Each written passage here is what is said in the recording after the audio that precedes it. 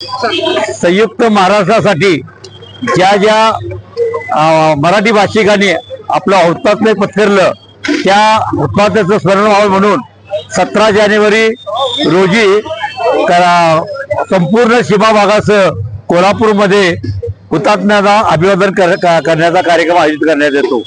यामध्ये हा हुतात्मा दिन 17 जानेवारी 1956 ला जे संयुक्त महाराष्ट्राचं रणसिंग फुंकलं त्यातला पहिला जो हुतात्मा झाला तो बेळगाव मध्ये झाला।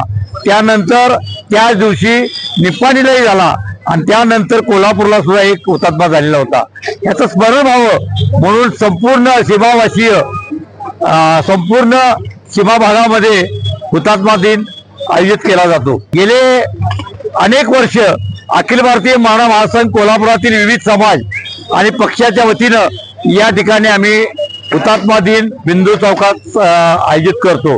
या वर्षी बेळगाववरून महाराष्ट्र एकीकरण समितीचे अध्यक्ष मनोहर कनेकर, त्याचबरोबर माजी महापौर मालोजी आष्टेकर, खजिनदार प्रकाश मरगाळे यासह महाराष्ट्र एकीकरण समितीचे पदाधिकारी उपस्थित होते।